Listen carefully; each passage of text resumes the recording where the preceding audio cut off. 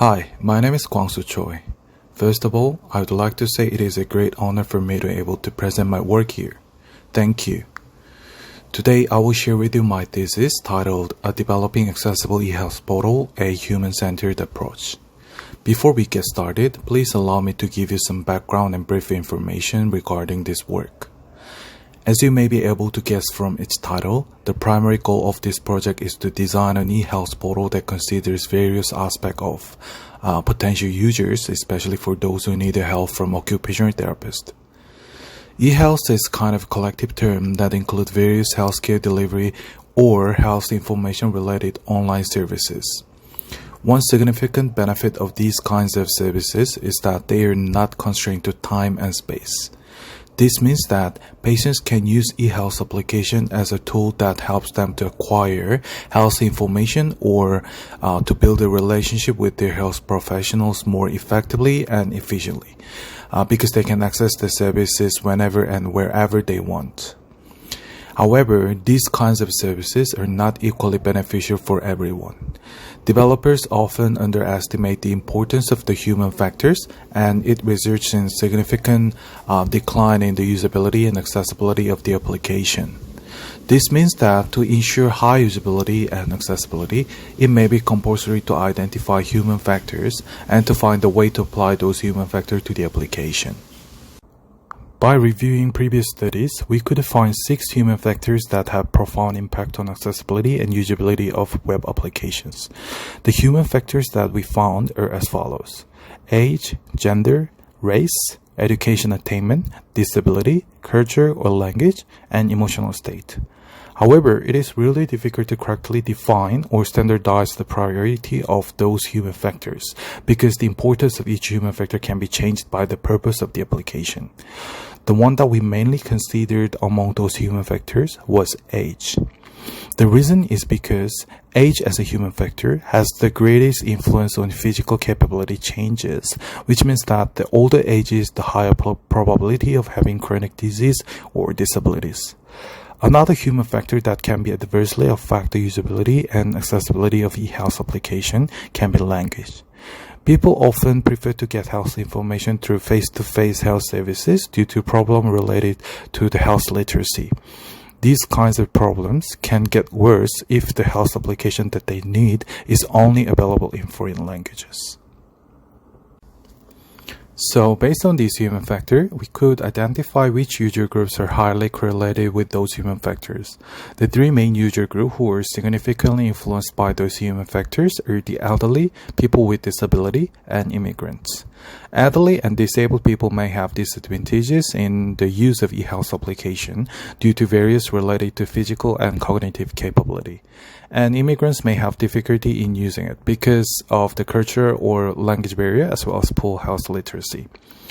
Of course, there are some guidelines available for people with a disability, such as WCAG 2.0 and 2.1, but as I mentioned earlier, these guidelines are often ignored by developers as it is difficult to precisely identify the human factors they needed and the cost of implementing functionalities to ease these problems. So, what we did to achieve our goal, which is designing an eHealth portal that considers various aspects of potential users, we set up 5 processes. Let's have a look then briefly in following sections. Like I just said, the process of this project is comprised of 5 different steps. It starts from preliminary survey and followed by survey analysis, a development of high-fidelity design prototype, user study, and user study analysis. Also, we reviewed many papers from different researchers to determine what human factors should be mandatorily considered and who can be categorized as a vulnerable group in development of eHealth application as our preliminary step of this process. The first step was preliminary survey. The preliminary survey was conducted anonymously and distributed using Google Form. We recruited 145 participants for this survey who were from various age group and cultural background. The survey was also translated and distributed in Korean, Chinese, and English version to minimize the potential issues associated with the language barriers and to obtain more diverse and accurate responses. This survey includes basic social demographic information such as gender, age, current residence, nationality, language, etc., and also questions to capture the perception and usage of eHealth services. In addition, some questions related to design elements were included to investigate the relationship between human factor and design preference of eHealth application. For design-related question, we provided sample image for uniformity in interpretation and the accuracy of the responses. Before moving on high-fidelity prototype part, let me present you a brief summary of the preliminary survey. As you can see from the chart here, age group 26 to 35 possesses the highest proportions and followed by age group 55 to 65. Also, 61% of total participants were women and 22% of total participants responded yes to the question asking whether they currently have any chronic disease. For design preference in general, it was found that the participants generally like icon with both text and images, cool tone for overall theme, and material design. Younger people with the age under 35 showed the strong preferences on material or flat design, whereas the older people preferred the skeuomorphism or material design. However, the result for the font size may not be very accurate as the image used in the Google form automatically respond to the screen size. Apart from analyzing this descriptive characteristic of our participants, we also used the chi-scale and multinomial logistic regression to investigate the relationship between human factors and design elements. As shown here, the preferences on design type is clearly distinguishable between age groups. Younger participants were more likely to choose material design over flat and skeuomorphism, while older people shows their strong preferences on skeuomorphism. According to the chi-scale test, the association between age and design type were statistically significant with the chi-scale of 22.17 and p-value of 0.0143 at 0.05 significance level. We also look into association between design selection and age and gender using multinomial logistic regression model. The results showed that gender was not a statistically significant factor determining a design type. Simply say, for any given gender, the tendency to select the design type was highly dependent on participants' age. For example, the model forecasts that the likelihood of choosing material design decreases as age increases. For association between icon types and age, the research shows that the preferences for icon type were significantly tilted toward both icon and text option. It was observed that the more than 80% of participants choose the icon with both image and text across all age groups. As shown in the table here, the chi-scale test shows that the age and icon type were not independent of each other. The relationship between age and font size was also statistically significant. However, this result may not be accurate because the image we provided in the Google form automatically responded to the size it was displayed on, which means that the font size shown in the mobile phone and computer monitor would be different. So we just used this result to see the participants' generous preference for the font sizes rather than finding out the exact font size they preferred. To find out relationship between color and human factor, we used three variables which were age, gender, and chronic disease. In general, cool tone was preferred over warm tone, but we could not find statistically significant relationship between color tone and age. These results were not changed when we applied gender and chronic disease along with the age to the multinomial logistic regression model. To investigate the relationship between emotional state and age, we asked the participant to choose up to 3 different options among joy, trust, surprise, neutral, anticipation, disgust, fear, and sadness for their first impression on each sample eHealth application. And then we recategorized these responses into positive, neutral, and negative as shown here. Chi-scale test shows that the association between age and sample 1 was statistically significant, while sample 2 and 3 were not. However, as illustrated in this chart here, we could see that positive emotions that responded to sample 3 were significantly lower compared to sample 1 and 2, and much negative emotions while having similar level of neutral emotions for each sample. Apart from the chi-square test, we could see the reason of this result from the participants' comments about each sample. Participants commented that they feel comfortable with the bright tone regardless of the color, and they prefer the website with the sufficient white spaces to help them to distinguish contents and functionalities more easily. The common comments left on sample 3 was that they feel uncomfortable compared to other samples because the page was constructed with too much small text and the theme was too dark, which makes them stressful to read the content. Based on the data we collected and analyzed from the preliminary survey, we developed a high-fidelity design prototype for the eHealth portal. This prototype was created using Figma with the plugins like AD and Able to ensure all contents to comply with the WCAG 2.1. All contents, including image and photos, satisfy AAA grade for the success criteria stated in WCAG 2.1. Not only this prototype provides the user with the basic functionality, but it also provides diverse and intuitive navigation options because the preferences on navigation can be changed by age group. We also try to minimize the new page loading when showing the additional contents that are related to current page to mitigate the confusion of failing to continue their task. In addition to these basic functionalities, we designed a special feature called Accessibility Helper. The Accessibility Helper button is presented at the fixed position, bottom left of all pages, so that user can access it from anywhere in the prototype.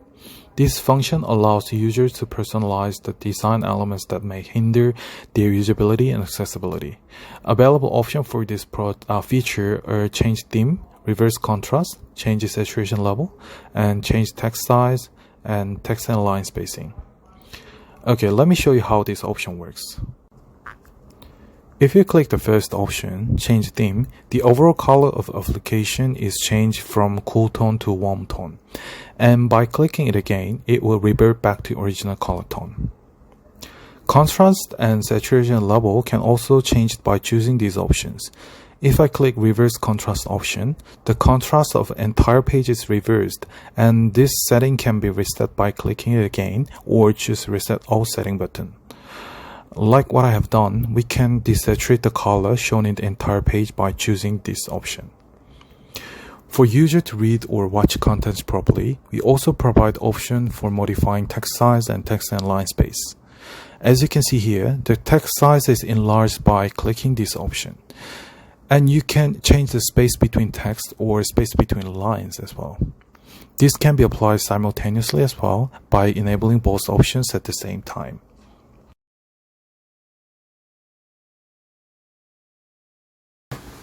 After we developed this design prototype, we conducted a user study to ensure the usability of the prototype. We recruited 9 participants for the user study among those who answered yes to the survey question that asked the intention of joining in this user study. The age distribution of the participants included 4 people in their 20s, 2 in their 30s, and 3 in their 60s. 2 participants aged over 60 reported that they cannot properly read contents without magnifying reading glasses due to the eyesight impairment. The user study was begun with providing brief information about the project and instruction to install and run the prototype. After that, we gave them some basic tasks to observe how efficiently participants use the application. Tasks that we gave to them can be categorized into 2 parts. The first part of the task was the navigation feature so that we can see how well they understand the structure of the prototype as well as how the design element used in the prototype works properly. The second part was about the use of functionalities given in the Accessibility Helper. After finishing each part of the task, we asked them to complete the corresponding questions in the questionnaire. We invited participants individually using Zoom, and the entire session were held for 30 minutes on average. Overall, participants' responses to the prototype were significantly positive. Participants scored 4.625 out of 5 for satisfaction on user interface and 4.875 for overall functionality. Okay, let's now talk about the result of the user study. First of all, we could not find any significant issues in using navigation features. but we could clearly see how the preferences on choosing navigation type varies between generations. Younger participants chose the fluent switches to choose between different navigations for each task, while the participants in their 60s heavily rely on primary navigation only. Even for the task itself, ask them to use the sub-navigation or side navigation. They first move their cursor to the primary navigation to find the relative information. For example, although the functionality for converting displayed information from the map view to list view was distinctly present on the side menu, all participants in their 60 tries to find the relevant feature from the top menu. Due to the limitation of the design prototype, we could not provide them with the different language options, but this helped us to identify how the language barrier affect the use of the eHealth application. People with the low English proficiency had difficulty in completing the task, and this was clearly evident when accessing specific information that contained a lot of unfamiliar words, like medical terms. For one of participants in his 60s, mediator should translate some tasks in Korean to continue the user study, as he could not perform tasks without support due to the language barrier. And interestingly, this language barrier does not only observed among the non-English speaker, but also from the participants speaking English as their first or second language. Although they could speak English very fluently, they faced some problem to find the specific information containing the medical terms or the term that they are not familiar with. We could also clearly see that how the visualized information helped to enhance the accessibility of the information. Icon with the image helped participants to navigate more easily, and participants could take a guess from the information by looking at the image as well. For each design element, participants commented that the problem with accessing contents were definitely minimized when they used the accessibility helper option. For example, one participant who firstly felt uncomfortable with the overall color tone of the main page said that change color option will definitely increase the usability for him of the application, and the other participants said that the increasing line spacing option and enlarging text option can help him to reduce the stress on reading contents, as he does not need to wear magnifying glasses. So let me share with you what we have learned from this project. For healthcare-related web application, it is really crucial to consider human factors, as they are likely to have a larger impact on usability and accessibility compared to other types of web application. The reason is because the main stakeholder of eHealth application are often to be patients, elderly, or people with the physical or mental impairments. Through the survey and user study in this project, we could see how the preferences on design elements change by ages and correlation between design elements and people's characteristic. Even for color selection, which was not statistically significant, it was observed that many of our participants left comment about the color, and their impression and emotions were changed significantly by the color composition. For the last part of this presentation, I would like to mention briefly about the limitation we had. Although the design prototype we provided was for those who need help from occupational therapists, we could not recruit people with a severe disability. For example, we could not verify the effectiveness of functionalities that changed contrast and saturation level, because none of our participants had color blindness or other color-related eye impairment. What we could do was just to make sure all contents to be visible for people with the color blindness or deficiency by cross-checking with the color simulator and Figma plugins.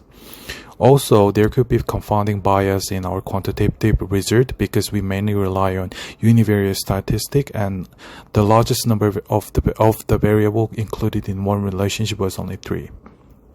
The third limitation was missing of participants who are under 18. According to the 2020 report released by the Australian Institute of Health and Welfare, approximately 9 to 10% of children and adolescents have disabilities. This is higher on average than the age group between 20 and 35, who was one of the main participants group involved in this work. The last limitation was that as our work is based on the design prototype, which does not provide all functionality, the actual usability and accessibility may differ from our result. Means that it is difficult to accurately estimate the possible changes in usability resulting from frequency of use of the application or time spent on each functionality. However, we were able to understand which design elements should be primarily considered to enhance the usability for each age group. And we believe that this study contributed in understanding how human factor can be applied to eHealth application in better way. For the future work, we aim to implement the actual eHealth application by reflecting on finding from this work to find out how the usability and accessibility can be enhanced by applying human factors. This is all I prepared today. Thank you for listening to my presentation.